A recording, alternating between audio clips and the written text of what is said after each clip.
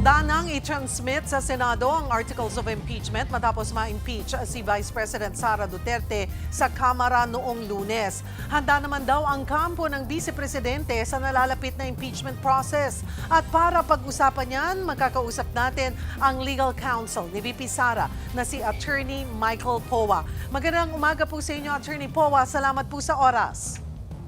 Magandang umaga po, Ms. Cheryl. Magandang umaga rin po sa ating mga kababayan. Attorney, nakapag-usap na ho ba kayo ni VP Sara matapos nga itong botohan noong Lunes at ano ho yung naging reaksyon niya sa nangyari? Ms. Cheryl, sa ngayon po, nagte-text lang po kami, nagme-message, ina-update ko lang po siya sa mga pangyayari. So hindi pa kami nakapag-usap ng masinsinan. I suppose pag balik na dito sa Pilipinas ay makakapag-usap kami. But sa ngayon, ito naman bagay na to ay marahil na anticipate na natin dahil sa mga naging takbo ng proceedings. So alam naman po niya na handang-handa naman po yung kanyang defense team para sa napapanahon na impeachment trial. Kailan po ba inaasahang babalik si VP sa bansa? I do not know the exact date, but I think in the next few days or next week po ay makakausap na siya. Attorney Powa, ngayong itatransmit na sa Senado, ito pong articles of impeachment, ano na yung mga unang hakbang na pinaghahandaan po ng inyong kampo, ng inyong legal team? Opo, sa atin po, sa legal team, kahit po last year naman ay nagsimula na tayong maghanda. So kahit yung 2025 o yung first round ng impeachment ay talagang pinaghahandaan naman natin itong kung sakali man na mapunta to sa trial. So sa ngayon po, nakaantabay lang po kami kung ano magiging kautusan ng impeachment court at tayo naman po ay magpa-participate without prejudice, syempre po dun sa petisyon na inihain natin sa Supreme Court ukol doon sa mga proceedings na naganap sa Committee on Justice.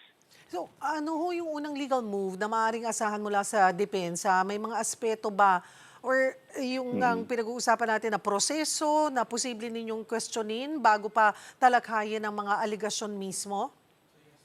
Sa ngayon po, nakapaghain na tayo ng petisyon sa Supreme Court, kung matatandaan nyo. So wala naman kaming napag-uusapan pa na kukwestiyonin. I suppose ang mangyari po kasi ayon sa proseso, ang mangyari po dito ay once transmitted, obviously the impeachment court would have to be convened. Pagkatapos po nun, depende po sa timetable ng Senado, ang mangyari po kasi dyan is that they will be issuing yung tinatawag nating summons kung saan bibigyan tayo ng panahon upang makapag-file tayo ng tinatawag nating answer o sagot doon sa articles of impeachment. So sa tingin ko po, yan po yung unang magiging hakbang ng legal team, yung pag-file ng tinatawag natin o paghain ng tinatawag nating sagot or answer dito sa articles of impeachment. At nasimulan nyo na po ba or handa na yung magiging sagot nyo po ng depensa dito sa articles of impeachment? Opo, syempre po, yung ano naman po natin, yung masasabi nating articles of impeachment, it's quite similar doon sa mga paratang last year. So talagang napaghandaan na po natin yan. Meron lang tayong mga fine-tuning na ginagawa. Syempre, base na rin sa mga naganap in the last few weeks or the last month.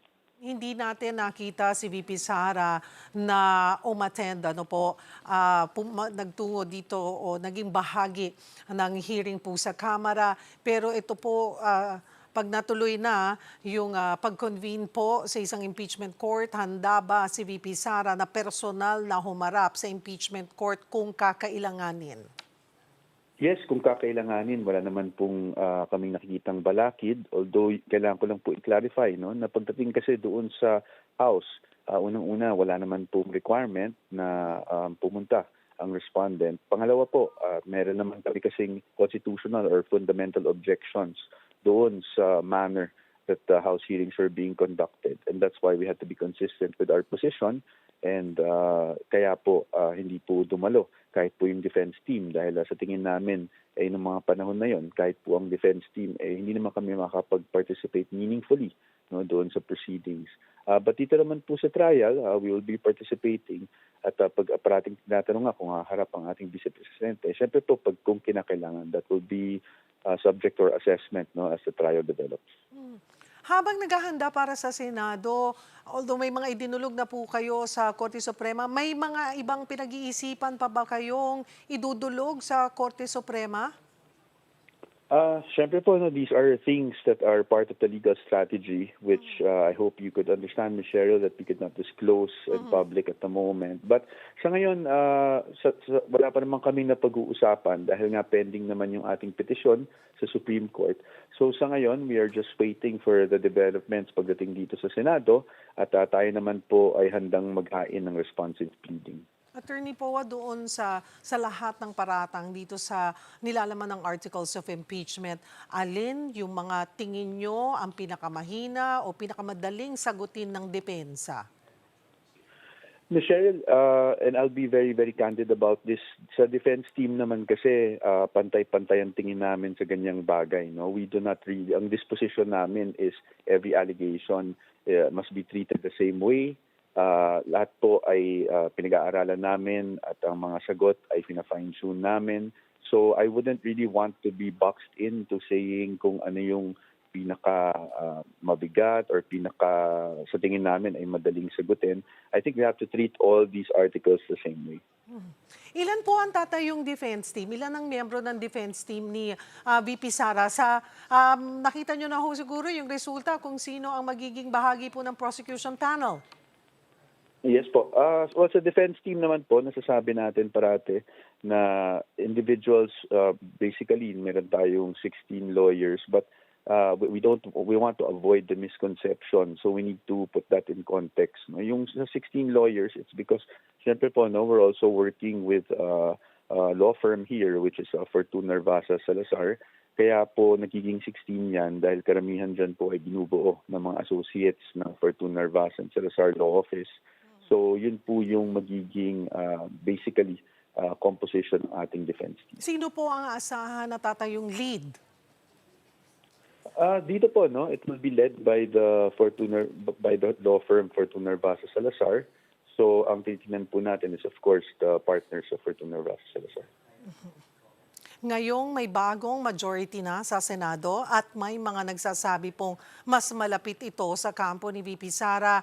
Sa tingin ninyo, may epekto ito sa takbo ng impeachment process? Mas tumaas ho ba ang kumpiyansa ninyo? In terms of confidence level, nasa trabaho naman po namin yan. Wala yan sa composition ng Senate. Ang parati ko nga pong sinasabi sa ating mga panayam ay, we don't really want to say na porket nagpalit ng leadership, mas pabor sa atin o hindi, because that would be unfair to our senators. No? Kung sino man po siyang liderato, no, we don't want to paint any picture of bias or partiality dahil alam naman natin na ang mga senators are the Senate is composed of 24 independent republics at alam natin, tinaasahan din natin that trial will be fair kahit sino man ang liderato and that they will base their decision on the evidence presented. Marami pong salamat sa inyong oras, Attorney Michael Powa. Mga kapatid, Angela Lagunsad Castro po para sa komprehensibo at makabuluhang balitaan at talakayan, mag-follow at subscribe na sa social media pages ng News 5.